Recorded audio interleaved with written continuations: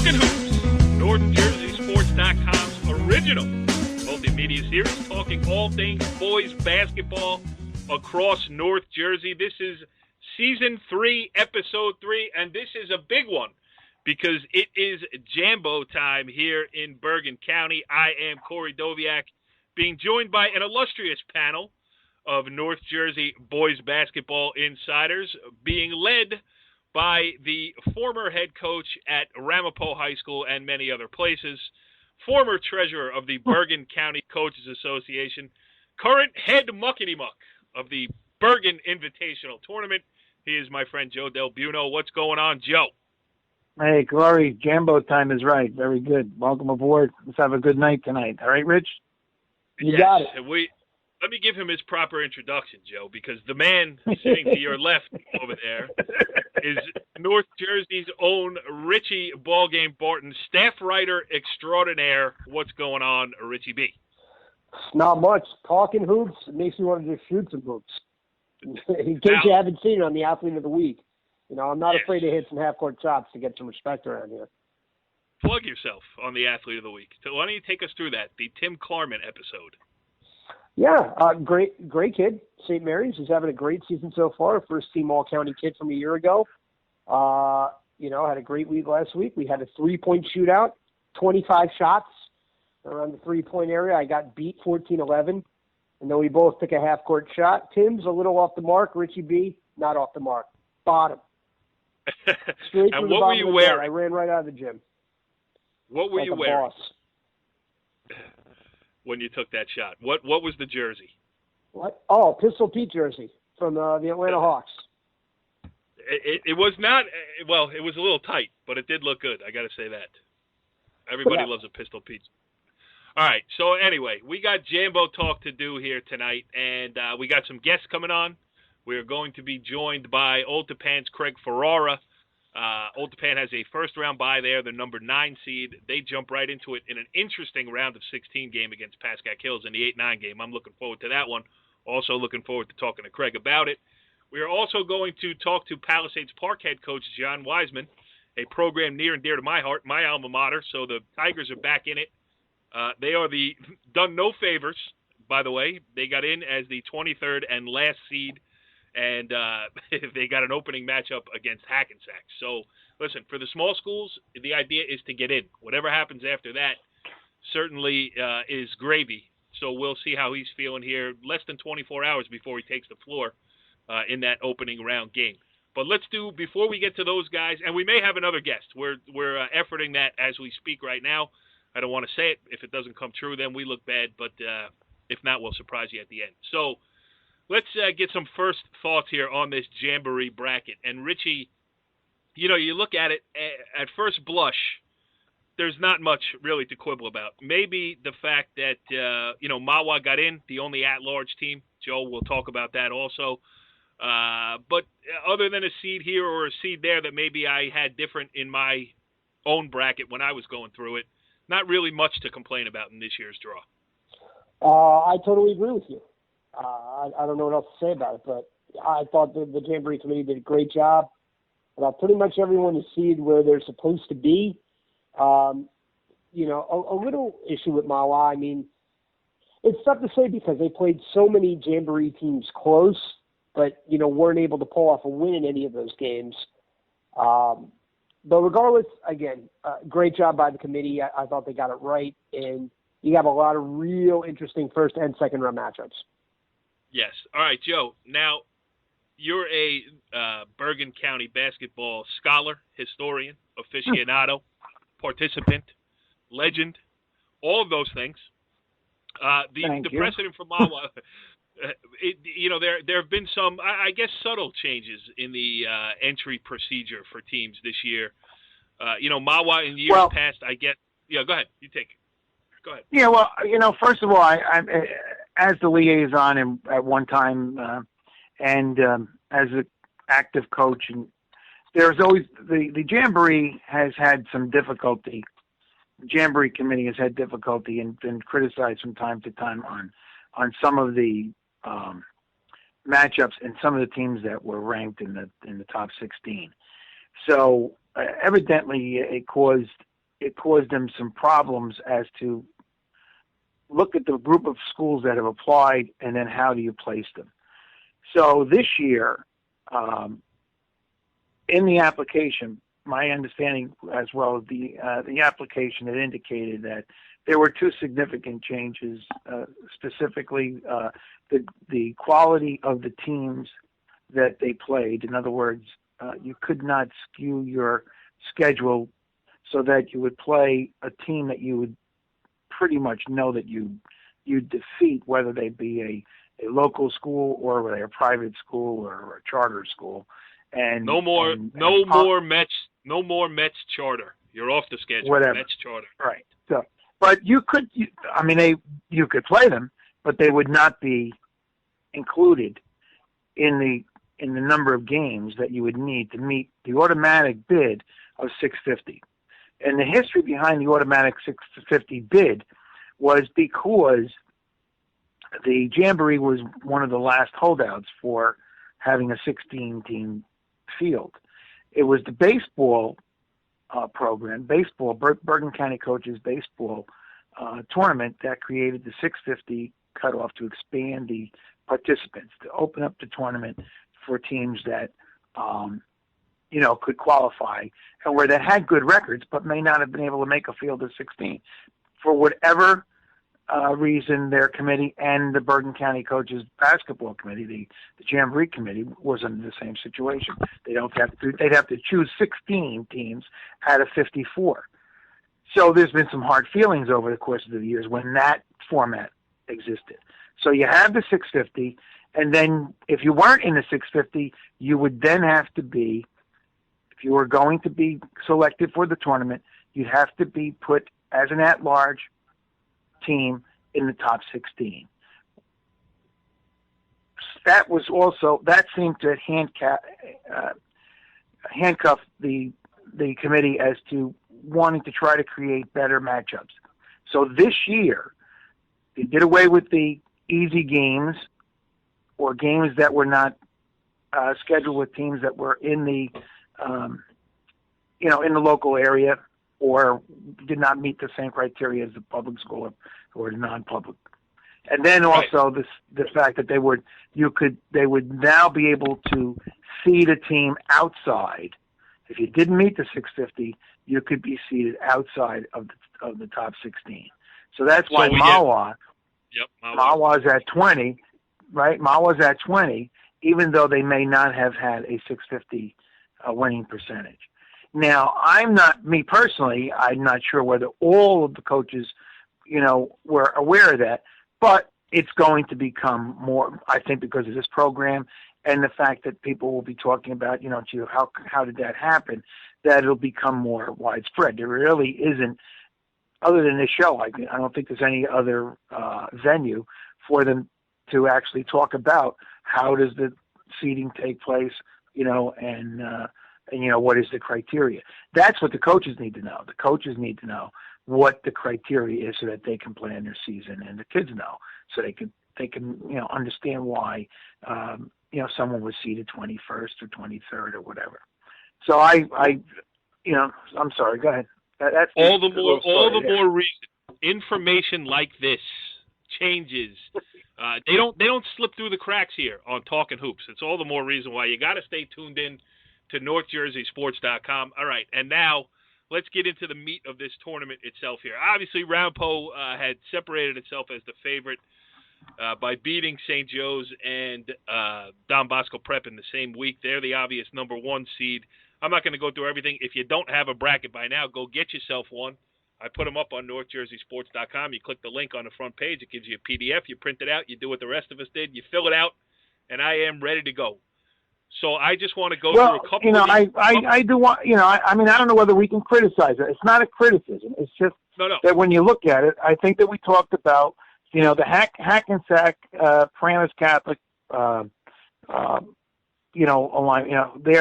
seeding, and if even the old Tappan, they were at the 9, it's as though they created the NBIL matchups, and then you look at the other side. I just thought that maybe that one or two of the schools may have had quality wins, or if they had such a thing as quality losses. You just can't have only quality losses. You got to have some wins in there too. Yes, but my point, I want to talk about some of the intrigue in the early matchups, and you do have 3 NJIC first-round matchups. You got 17 Dwight Englewood against 16 Rutherford.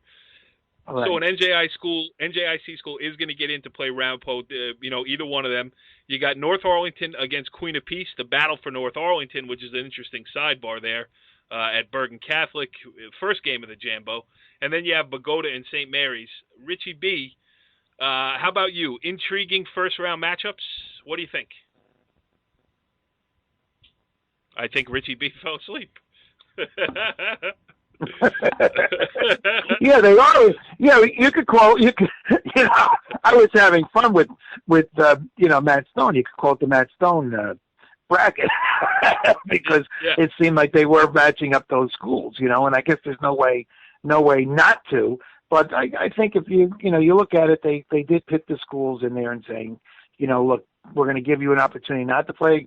You're going to play against someone that you haven't played before, and is the same size, because evidently that has become a hot issue over the last 2 or 3 weeks. I think for me two most Richie B, you there? No. All right. I think the 2 most intriguing matchups in the same place. I'm going to go cover at Bergenfield on Saturday. Elmwood Park, Riverdale, that's the 19-14 matchup, and then Park Ridge, Cliffside Park. Park Ridge still with just 1 loss on the season, and they're just, slowing the pace, playing their game, and beating opponent after opponent, Joe. We had Adam Kaplan on earlier this year, and they've done a great job. So yes, they have. And now what happened? Am I wrong? I thought Cliffside Park lost a game or 2 this past week. I think they lost to Riverdale, correct? They lost to Riverdale. Was there another? Yes, and then they had 3 losses coming in. The first one was a surprising home loss against Ridgefield Park. They lost to Riverdale, and then they lost one more game. I don't even know if it counted. Ramsey, 1-point loss to Ramsey. Richie B., where you been? We were wondering what happened. There. You guys have been yapping away like a bunch of yentas. I went to you twice. Oh, we had dramatic pauses. We had some dramatic pauses here for you to come in. I agree with I agree with you about Bergenfield. Those were the 2 first-round games by far. Yes. All right. Those are definitely interesting. And I'm looking at the round of 16 here, but let's save that. We're going to do another show next week. We don't have to dig too deep into the tournament going forward. And at the end, we will give our predictions. But first, what about the Riverdale Elmwood Park game? I think that's going to be a great game. Did you mention that? To it. Yes, Riverdale Elmwood Park. That's the 14-19 game. Good job by both schools getting in there. And Richie B, actually, you've seen both of those teams. So what are the keys there? I think the key is going to be the point guard matchup. I think two of the most underrated, not just point guards, but players in Bergen County. Nolan Van Rye for Elmwood Park, Mike Fasano from Riverdale. Fasano is just a real floor general. Always makes the right decision, knows when to get to the basket, can hit an open shot, but just really, really makes sure that everyone gets involved in the offense. Van Rye is just like a bundle of energy. I mean, he is quick. He's a real tough defender, and he's streaky. When he's on, I feel like he could play well against anyone, but he also has a tendency get in a little foul trouble. If he gets into foul trouble, Elmwood Park's in trouble. So, I think the key for them is basically him staying on the floor and staying consistent, because they have the talent. The talent's not the problem. It's the consistency. And if they can stay consistent, that's going to be a fun game right to the end. Yes, and again, as we always talk about, and as we'll talk about in a couple minutes there with John Wiseman, for small schools, it's about the depth. So foul trouble is death to a small school in the opening round against a quality opponent in the Jamboree. Especially to your point guard or to your best inside player, but especially your point guard. Yes. Because then you're either asking a backup point guard who hasn't seen that kind of pressure all year, or you're asking your shooting guard to shift to a point guard role, and now, he can't really he has to create his own shot as opposed to someone creating it for him. Yes. If you lose your primary ball handler or your primary rebounder, you're probably in for some, for long stretches of a game, you're probably in for some trouble. All right, last thing I want to talk about before we get whoa. Wait a minute. Do I get a chance to go see a game here? Well, I Joe, mean, I mean, this is a triumvirate here, right? I mean, yes, or did you already knock me off? Am I Julius Caesar and you already knocked me off here? I think the Dwight Englewood. I think the Dwight Englewood Rutherford game. I'm going to do everything I can to make that game because I think that's going to be a very, very good game. In fact, I think Dwight Englewood is a sleeper team, and I think it's going to be an interesting. That's one of the non-publics versus the public school matchup, which starts pretty as an early. I'm looking at St. Mary's and Pagoda and Dwight Englewood Rutherford. So I think that's going to be an interesting game. So after we get the freshman tournament seeded and the BIT seeded on Saturday, so I'll try to get to the Bergen game. It's at Bergen Catholic at 12:45. So that's the one I'm going to take a look at.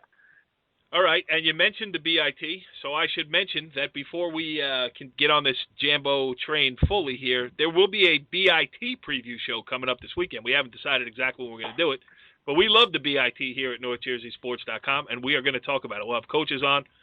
We'll have the brackets up on NorthJerseySports.com. So Jambo tonight, BIT coming soon. All right, well, enough of our own prognostications and all the talk from our panel concerning this 60th annual Oscar F. Thompson Memorial Bergen County Jamboree. Let's bring in a guy who's actually going to play in it.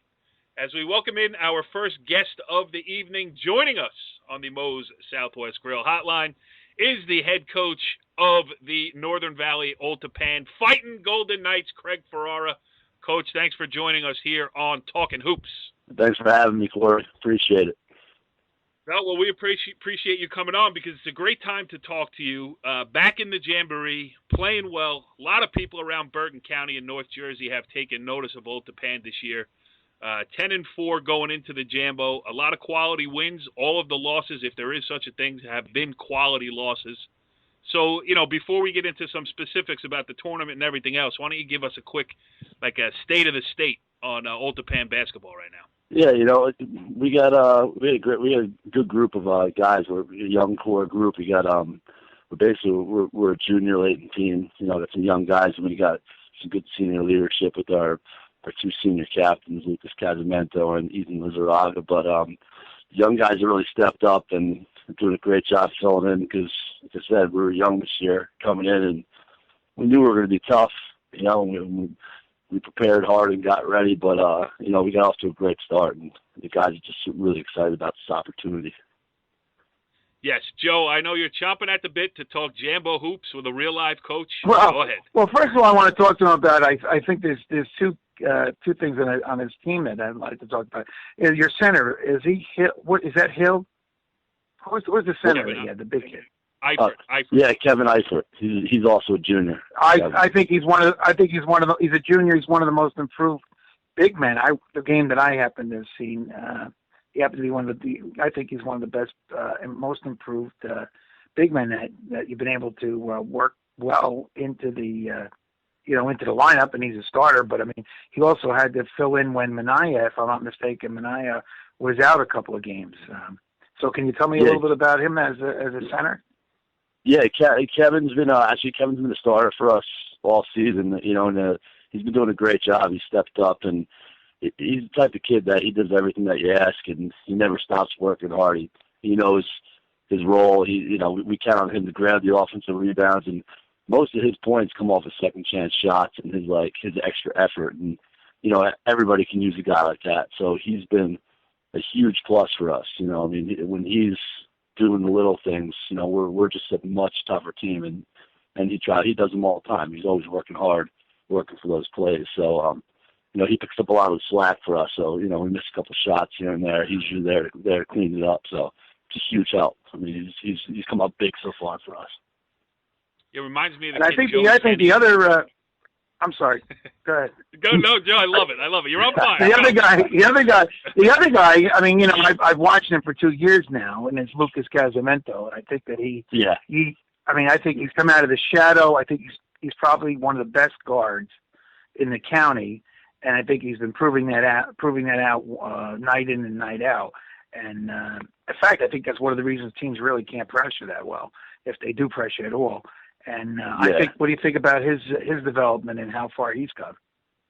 Lucas has come a long way. I mean, when Lucas is playing well, which he has been, we're a completely different team. He handles the ball so well and sees the court and makes passes that a lot of other kids can't make. And, like I said, when he's playing that game, we just play at a different level. He's been great for us so far this season, and, we look forward to moving forward. I mean, Lucas, like I said, one of our captains, and, he just plays, like you said, the pressing. I mean, it's nice. I mean, as a coach, when you got a kid who can handle the ball like he does, you don't have to work as hard worrying about the press because, he's almost like a one-man press breaking machine, sometimes. So, it's a big like. Yeah, because you're gonna have your hands full. You're gonna have your hands full at Pascack Hills because they're almost like four guards and a big guy, and the big guy is not really as tall as when I went down on the floor, he wasn't like a 6'6" guy or 6'5". So how do you feel about that matchup? Do you want to talk a little bit, Jambo, about the matchup at Pascack Hills? Yeah, hey, definitely. Richie B, you still there? This is Joe DelBuono, Talkin Hoops. Well, you told me to jump in here. It's like you're trying to rip the rug underneath me here. What's going on? I don't understand. Nah, it's a great question. Yes, it is a great question. Yeah. So answer it. Yeah. Pascack Hills, they're a tough team, and we know we got our hands full moving forward. They just do a lot of things well. Coach does a great job, preparing those guys. And they're an experienced group. They shoot the ball well. Like you said, they have a lot of guards on the floor, and, they try to, they make it tough for you to run what you want to run, but we match up well, too. It's one of those things where they're pretty quick. We got some quickness. We may have a little more size, so it's going to be a tough matchup for both of us, but it's going to be a great game. We're excited about it. Our guys are, they're confident, they're ready, but we know we got a big task ahead of us, but, we're working hard. Quite honestly, right now, we're thinking one game at a time. We still have, just like everybody else, we still have to get by PV on Tuesday and Bergen Field on Thursday, and then we can really, really focus on, Pascack Hills before that time because, everybody's still in the hunt for the state playoffs right now and trying to get your last couple of games in. So every game's important, but we're really excited to play Pascack Hills, and we're going to be ready. So. Yeah, and we don't care about those other games. This is the Jambo preview show. Yeah, that's me. Actually, I care about those other games only because is it more difficult to get the kids mentally and emotionally ready because they're thinking Jambo the whole time, but you still have two important games during the week. How do you keep them thinking on a day-to-day task, like let's focus on the next game. When we get to Pascack Hills down the line, we'll worry about that. Yeah, that's been, it's a concern. I'm sure it's a concern for all the coaches. It's one of those things where you just got to keep your eye on the goal. We set goals for this year, but, our biggest thing is to get better every day in practice and, one step at a time. And, we can't lose sight of the big picture, everything's going on. So we're just trying to take things one step at a time. We had Fort Lee last night. That was the first hurdle as far as, this coming week. We've set like kind of mini goals, and more of a speed bump. Yeah, but more of a speed bump than a hurdle. Yes, but but still, we're in a situation where, again, the kids are thinking Jamboree, and that because they're excited, and everybody wants to be a part of it, and it's a great experience for the kids and for your team and your school and everything. But at the same time, like I said, state tournament's still a goal for everybody, and everybody wants to get in the state tournament and win a state tournament. So they know that we got to win these games if we want to get a good seed and put ourselves in a position where we have home games. So they see the big picture, so they know we got to focus on one day at a time and take it from there. I mean, that's just the way it's got to be, so that's where we're at. They're high school kids, so, they're probably thinking ahead and this and that, but you just got to do your best to keep focused one day at a time, basically. All right, so we're about 8 minutes into this interview, and I think it speaks highly of your team. We've talked about everybody else. The one guy we really haven't talked about is Justin Minaya, who is really, one of the best wing players in Bergen County for sure. Yeah. A kid who can, he can shoot it. He can do a lot of things for you because he presents a mismatch. I mean, he can take small guys on the blocks. He can bring bigger guys away from the basket. Tough to play man-to-man against that kid. Mm-hmm. And he just seems to be, I know he struggled with injuries a little bit, but it just seems to be getting better and better. And, because I have been accused of being an old Tappan homer on more than one occasion in the past, I have seen him play a lot of games. And talk about his game a little bit, because if people haven't seen Justin Minaya play, he's really he's fun to watch. Yeah, Justin's one of the best kids in the county right now. I mean, he's improved so much from last year to this year. And like I said, the biggest thing with Justin is he can do so many different things. He handles the ball well. He can shoot. He plays great defense. He's a very unselfish kid. So he's great. Getting the ball to his teammates, and he does a little bit of everything. And it's like I said, it presents a mismatch for most teams because he brings the ball up, he runs the point a little bit for us. So there's not much that he doesn't do for us on the court. And he's just so tough. And all the little things, a lot of people don't realize. He's an animal crashing the boards. Every time his shot goes up, as soon as his feet hits the ground, he's taking off towards the rim. And, he gets a ton of offensive rebounds and putbacks off his own shots and his teammates' shots. So he's kind of like the whole package. He brings everything to the table. And you are also, listen, there's no easy run here for any team in the Bergen County Jamboree. And it's great. This year, more than most, filling out my bracket here, I had trouble in a lot. I don't know, I don't know who's going to win these games. And, last few years, you could pretty much pencil in the Final Four. I don't think you can do that this year. But if you did have to pick a hard road, you guys have one of them. You're the number 9 seed. We talked about the Pascack Hills game, and I don't even expect you to comment going further, maybe other than the depth of this tournament. But if you get by Pascack Hills, it's Ramapo again, and you guys honestly have played Ramapo as well, certainly as well as any public school team has this year, and really as well as anybody has. Maybe take out St. Joe's Metuchen, which barely beat them, and Bosco, which played to a 6-point game. So, listen, I know you're not so excited of the prospect of playing Ramapo in the quarterfinals, but on the flip side, I have it on pretty good authority that Ramapo, because I have been accused of being a Ramapo homer in the past as well, I do have it on the flip side that Ramapo is not all that thrilled about playing you in the quarterfinals. Yeah. If you get there. Yeah, we know the kids. We've proven that we can compete. We're right there. Like I said, we played that tough schedule, and we played Ramapo and Bosco and played those teams well. And the guys, they want that matchup. They're not worried about. First of all, we're worried about Pascack Hills first, obviously, but having Ramapo next. We played them tough, and we did a good job in that game, and maybe some of our inexperience came out, and we weren't able to pull it out, but we were right there, and it's definitely, we feel like it's a winnable game for us. So it's not like we're not worried that we're the 8-9 seed moving on to the 1. They're a great team. Well, at the same time, it's not like that. Yeah. It's tougher to project it right now because you have to go through Pascack Hills, and they have to also go through either Dwight, Englewood, or Rutherford. But it's saying that they're the 1 seed and they do move on. It's the state tournament that you're definitely going to have to meet start again. All over again. Yep. All right, because that again puts you in a situation of having to play them probably 3 times if everything works out well. And then throw Teaneck in there too. Yeah. Well, yeah, but I'm not and sure Wayne that are they in that. Are they in that same bracket? But I'm just talking about North 3 with Teaneck, Wayne. No, Hill, Japan, I was thinking of Teaneck in the Jamboree bracket. Oh yeah, they're at the bottom of the bracket. Right. Yeah.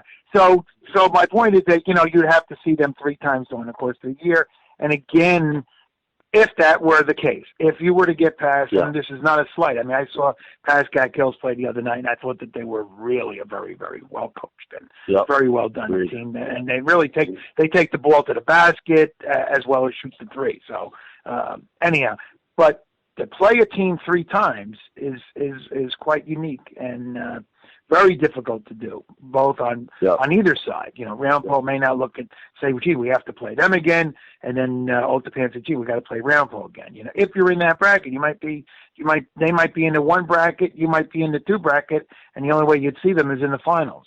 So I don't know, but if you ended up in the same bracket, I understand. It's tough. It's just this is the way things fall, and like I said, you take it day by day, and you get ready for each game. And like I said, I don't even like talking about Ramapo because We ordered out Tuesday, then Thursday, and then Pascack Hills, which we know is going to be a tough test. So, but like I said, we're up for the challenge. Now, the Saturday's game count? Saturday's game count?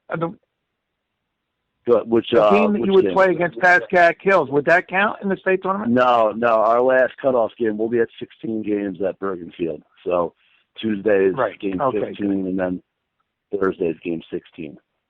So good. Okay. But, like I said, it's just we're going to be ready. Like we've had some kids that really stepped up, and you got great. We only mentioned a couple kids. Other guys like Chris Baker, who's been a starter for me all year, has played great basketball, and we've had guys come off the bench that have just done some huge things. And, one of our seniors, Ethan Lizaraga, who's kind of our unsung hero, he's played outstanding defense for us all season long. He's a big reason why we've been able to compete against some of these teams, with his defensive effort. So, we're just getting to the point where things are starting to come together, and the guys are, like I said, they're really excited, but, we're just taking it one day at a time, and then come Saturday, we'll be ready, and we're up for the challenge. So we're excited. Yeah, you're a very well balanced team. I think they're a very well balanced team, not only in height and not only in height, but the guard play. You mentioned Manaya and I believe the other senior. Who's that other senior that starts? I should have. I didn't have the roster in front of me. Ethan Lizaraga. So two seniors that starts: Ethan Lizaraga and Lucas Casamento. Then, I know it's Lucas, but I mean Murata. Yeah, and then you have another senior that comes off the bench as well, right? No, we only have two seniors on our team. Just two seniors and everybody else. Yeah. Okay. Yep. So you got a well balanced team. I think Go ahead. Richie B, you got anything else for the coach before? Last question about Pascack Hills.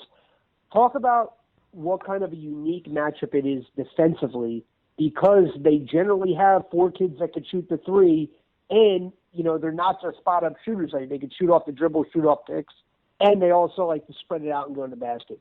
Not many high school teams really have that kind of balance. How does that make it difficult, really to match up with? It makes it really tough for me because, we play man-to-man defense, and, they got a lot of quickness, but, we played a lot of quick teams this year, and we practice that. That's what we work on. We spend a lot of time, getting in the gaps, and it's one of those things.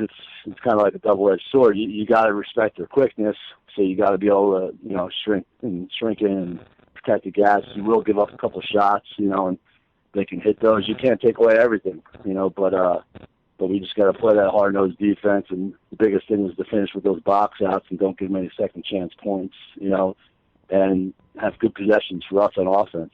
That's kind of like our recipe. That's the thing that we fought and talk on. So, that plan is not going to change, I guess, but it definitely presents a challenge for us. Because they are quick, and like I said, we have a little more size on the court, and they're probably a little more quickness. So, but it just comes down to that team defense. So everybody pitching in and helping each other out. Yeah, and the big thing with Pascack Hills, too, is staying disciplined, because they'll make you play defense for 35, 45 minutes, and they'll run their stuff looking for their shot. So if you can stay disciplined, it helps. If you start looking for, hey, I want to get out of this defensive stance. Yeah, that's they can put you in some trouble. You take chances on those kids. You're reaching in and doing stuff like that. They're quick enough, and they're good ball handlers that they'll take the ball to the rack and get a couple fouls, get in foul trouble. So you really just got to play smart against them, and really stick to your technique and, rely on your teammates and finish plays. That's what it comes down to. Like you said, you said it, don't go for the quick fix and the steal against a team like that, because they're quick, and they're going to get in the gaps and they're going to get shots up. So we just got to stay disciplined and finish plays, and that's really going to be the recipe for us. Craig Ferraro, the head coach of the Northern Valley Old Tappan Golden Knights. Hey, thanks for talking hoops with us tonight with Joe DelBuono. And good luck. I appreciate it. Good luck. Thanks, Coach. I appreciate it. Thank you. All right, next up on the Jambo preview show here on NorthJerseySports.com's Talking Hoops is a guy that really, he should be the marquee name. It's an error by the host of this show. Terrible job by me of not putting in big letters, all over the place and promoting it, that we are going to have Palisades Park head coach John Wiseman joining us right now on the Moe's Southwest Grill Hotline. Coach, what's going on? Not much, Corey. Thank you for having me. I say this to everybody who comes on the show. I say it's our pleasure. But when we're talking Pal Park hoops, it really is my pleasure. So I am excited for my alma mater to be back in the Bergen County Jamboree. I am, you guys didn't even really have to sweat going into the final run here, 10-3 going into the tournament. So just listen, I know what it feels like to, strive for this from a small school. Of course, never made it myself, but used to think about it. So it's got to be a great feeling for your kids, even before the tournament begins, just to be in and amongst the big boys. Correct? Yeah, absolutely. Especially, the last year we were so close. And then, this year we were actually 5-3 at one point. And, it was dicey. I thought I'd be getting another email from Joe about the BIT. But, we were able to pull out. Yeah, go ahead. I'm sorry. Continue. How many games? What games? That means they're on a 5 in a row, right? So you're 10-3. Now, you mentioned that a little bit. I mean, I can see it a little bit in your voice. What's the pressure that you're under to make the Jamboree? What? I mean, you're a Group 1 school, okay, and you're going in with the big boys, and certainly you go in with the big boys right from the get-go, and so now what does that do for you as the coach? What does that do for you as the coach? You made the Jamboree. Here you are, whether you weren't in there a number of years and running or whatever, but is this the first time you're in the Jamboree? Is it the second time, the third time as the head coach? Tell us about it. This is the second time, and it's always a stressful time of the year as far as it's the state cutoffs coming up, and there's a league up in the air, and then we get Hackensack now, so there's a lot of sleepless nights, tossing and turning, but to be honest with you, it's an honor to be in the Jamboree, and no matter who they put us against, we knew we were going to be one of the lower seeds, so whoever we got, we're happy to go along with it, and we'll just put our best effort into playing a really good Hackensack team tomorrow. Does it add to this game counts? This game counts. I'm going to interrupt now. This game counts for the state tournament because you're 13. It's a 16 games, correct, for the states? Yeah. This would be our 14th out of the 16. Right. So a little added pressure, and you add that to the fact that by my calculations, you are a 15-point favorite against Hackensack. So I'm sure you really are getting. That's not what NorthJersey.com has. Well, who reads that? Those polls. We're not. Yeah, I know the unknown ranker. I'm going to get you in the also receiving votes this week. Don't worry about it. Richie B, what do you got for you know what? Before I go into my cocoon here a little bit, can you talk to us about some kids that are the biggest surprises for you, and the kids that are coming off the bench that are helping you? I mean, you're not just a 5-man team, right? I mean, you got to be 6, 8 teams. But anybody that's a big surprise for you? Yeah. Did you have a big transfer from Singapore? Where what do you got going? Joe, this is Pal Park. He's got 8 kids in the program, not 8 kids in the rotation. Go ahead. No, he's got a nice. I saw his team play. I saw you play the other night when you played Warwick, right? He got scouted for the BIT too, John. It wasn't just an email. He got scouted. Oh my God! And when I walked in, he seemed like the other 5 coaches that I've had to walk in. They see me walk in, they say, "My God, we'll get like a black cloud." I'm not just looking. How do you know I was looking at you? But anyhow, tell us about some of the kids. We go.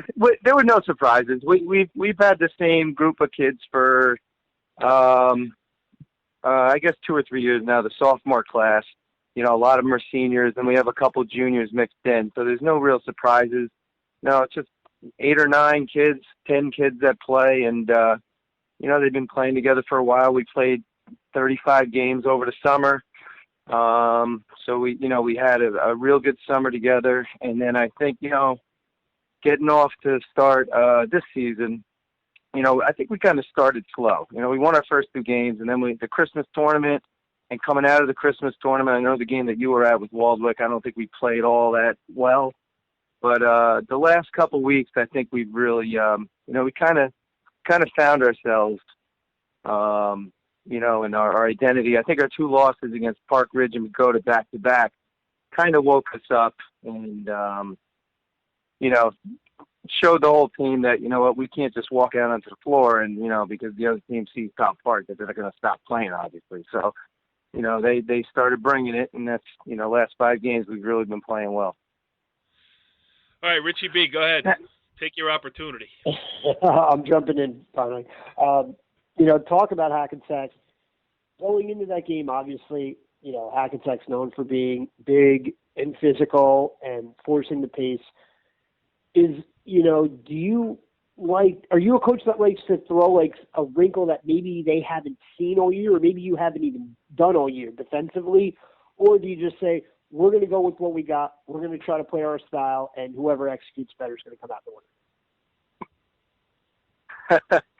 That's a conversation I've had over and over in my head the last 24 hours, because I know Hackensack is up and down, and I like to keep the tempo up, and I think we're kind of similar the way we play. We like to pressure the ball a little bit defensively, and I don't know if that's going to work against Hackensack. I think that keeping the tempo a little bit slower would work more in our favor. But I think there's going to have to be a lot of factors. We're going to have to play well in a lot of areas of the game to win. So I don't think it's going to come down to one specific point. Yeah, hopefully it does, though. One possession late, draw something up, knock down a big 3, moving on to the Sweet 16. That's the way I see it happening. And if Aaron Taylor was on the other, if Aaron Taylor was on the other side of the line, I would be saying that, Hackensack, no problem, you win by 30. So I changed the win, John. Yeah. So, yeah. Talk about a couple of these kids, though, specifically. I mean, I saw this group last year in that heartbreaker against Cresco that kept you out of the Jambo. A lot of those guys are back, but talk about some of them specifically who have been doing good things for you. Okay, well, we got the 2 brothers, Will and Kevin Taylor. One's a junior, Will's a junior, Kevin's a senior. Christian Digsby's our point guard. Yeah, Carl DeRozier is our small forward. Mike Waring. We have so many seniors. Young Park coming off the bench. John Yee is a guard. Everybody kind of, there's no particular star. We have, some guys that shoot the ball real well. Actually, most of the guys on our team that are in the game shoot the ball pretty well. I think that's one of our strengths on the offensive end. So I can't really point out, a guy that you're supposed to key in on, because really, I think on the offensive end particularly, you really can't key in on anybody. I think we're pretty strong in every position. I like the way you're playing it, John. You're not giving you're giving Aaron Taylor a bunch to think about. He's got 5, 6, 7 guys he's got to guard.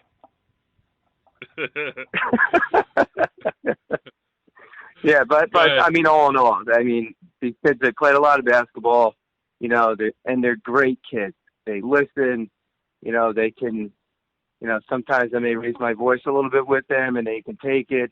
They understand it's all for the good of the team. They're unselfish. They play for each other. So I really, you couldn't ask for a better group of kids. Richie, do you have anything else to ask? I mean, I'm all up for extending the Pal Park basketball talk. Just talk about, that loss to Cresco, and talk about how that motivated. Talk about the worst day of your life, John. No, just talk about how for these seniors, how it motivated them to have the season that you're having so far. Yeah. Yeah, actually, it wasn't the actual Cresco game last year. It was at Corey. I think you were at the game. It was the game before against Richfield. That's right. We had, I think we were 7-3, and we had a 12-point lead at halftime. and an 8-point lead with about 5 minutes left, and they came back and they banged a few threes, and then they wound up beating us. And I think that put us to 7-4. And then we had to play Cresskill, which, they were, a team for the ages in our league. So that wasn't happening. But you're right. It has motivated us. And I think, the summer, playing well over the summer, and these guys really buying into, the style that we're playing. And, they see the results, from when they play hard on defense and, I let them do their thing on offense because they're good offensively. They see the results. Well, you just replaced Cresskill because Cresskill played Hackensack in that round last year, if I'm not mistaken. That's right. When they played I think they played at 10-5, if I'm not mistaken. Right. Yeah. So you're in that same category of the four versus the one. Group 4 versus the group 1, and so I thought that was a little bit of interest that for your kids to think about that. Hey, listen, you know what? It's not impossible because Cresskill did well against them last year. So it all depends on how well you play. There's a precedent. Pal Park should win this game based on last year's history. And John, I'm digging through the archives here. I believe the headline of the game from last year is Ridgefield comeback puts a crimp in Pal Park's Jambo plans. So yes. Oh, all right, yes. Just wanted to make sure I got that on the record correct. Anyway, listen, I can do this all night. I love Pal Park Hoops. I love the job you're doing with Pal Park Hoops. I mean, I know that is not an easy job. And I've seen you in action. I see the way your kids play for you. And listen, I know how hard that job is. And your kids are into it. You're into it. Just keep up the good work. And if you do pull off that win against Hackensack, in my capacity as a committee member on the Palisades Park Athletic Hall of Fame, I will certainly not forward the nomination. As soon as you beat Hackensack, pal, I'll be introducing you at the Fiesta on, I believe it's June 7th this year. So, let's get this done, Johnny, all right? You're going to have to run that one by Cirillo, maybe. Listen, I can handle Joe Cirillo. He's easy. It's Tiffany Lee that gives you the hard time. John Wiseman, the head coach of the Pal Park Tigers. Thanks for joining us here on Talkin Hoops. This was fun. All right, interesting stuff there with Northern Valley Old Tappan head coach Craig Ferraro and also with Palisades Park head coach John Wiseman. Good to talk to both of those guys. We thank them for coming on. We wish them good luck. But now it is time for our expertise to really shine through here, Richie Ballgame. This is the part of the show where I make a complete fool of myself, where I give out my predictions, where I write down the wrong team on the wrong line over and over and over every year. Meanwhile, you continue to crush me in your prognostications. I think we did last year. Did we both pick Bergen last year? I think I did. I actually picked the final and got the winner. Okay. All right. So, yes, you usually do win. Now, Joe, will you be predicting? Will you be giving us your final? I'm going to try to use an SAT. I'm going to hold my picks in abeyance. I'm going to hold off. Joe just did something in his pants, Richie B. I don't really know what he said, but I don't know what's going on here. Yeah, he's using big words. So what I will use, though, Richie B, let's run through this. I don't care who you have winning your first-round games. You will submit your completed bracket to me, and I will verify it before opening tip tomorrow at 11 o'clock as we tape this on Friday night. So your full bracket will be certified. But let's start. Give me your final 8 teams. Final 8, I have yes. Ramapo, Pascack Hills, Bergen Catholic, St. Joe's, Teaneck, Ramsey, Hackensack, Bosco. Now, we have all of the same, except in the 8-9 game, I am picking Old Tappan. All right? So you and I, 7 out of the 8, the same. Give me your final 4. Final 4, Ramapo, Joe's, Ramsey, Bosco. Again, we are 1 apart. I have Ramapo, defending champion Bergen Catholic, Ramsey, and Bosco. Richie B., you and I both picking the Ramsey over Teaneck upset. How about that? How about it? I just, I've seen Ramsey play. I saw him play a very good Passaic Valley team on the road, and the game was not close. And, you get this, we talk about it all the time. You get the small school. This is a senior group at Ramsey that has been together for a long time. And I just feel like, you see it in the NCAA tournament. You got the one-and-done teams, and then you got the teams who have 5 seniors who stayed together for 4 years to gear up for a great run in the tournament. And I think this is Ramsey's year. Obviously, you do too. I do. I mean, they've got plenty of experience, play well together. They have nothing to lose. I mean, they've had a great season, and say they get a shot at Teaneck. I mean, they go in that game with absolutely nothing to lose. And Teaneck, if you can contain Jaquay James, which not many people have done yet. Good luck trying. You're right.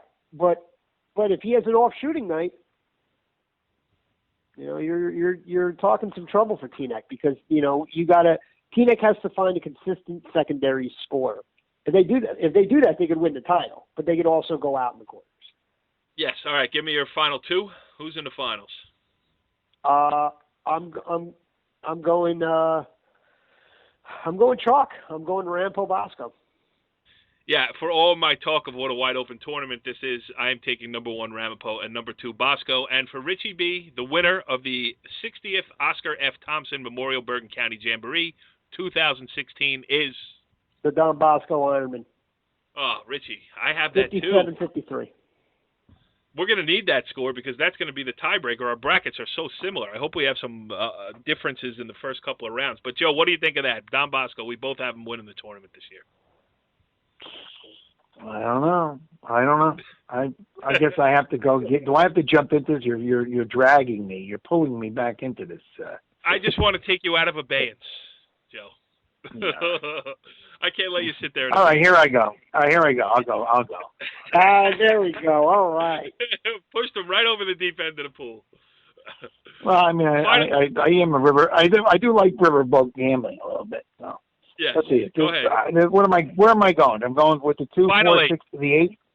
Yes. The final 8 are going to be Ramapo, Old Tappan, Bergen Catholic, St. Joe's, Teaneck, Ramsey, Hackensack, Don Bosco. I think you cheated off my paper, but go ahead. Give me the final 4. Well, you're going to see the change in a minute or two. All right. So, final 4 is going to be Ramapo, Bergen Catholic. It's going to be Teaneck. Okay. Hackensack. Oh, Joe. There you go. Tipping the balance. Yes, it's going to be a 3 public school teams in the Final 4 for Joe DelBuono. Who's your final, Joe? I want to see it. Bergen Catholic, Hackensack. Okay, and who wins the Bergen Catholic Hackensack, the number 5 versus the number 10 in the finals in the Rothman Center on the campus of Fairleigh Dickinson Bergen University, Catholic. Right there. Wow, Bergen Catholic goes back to back.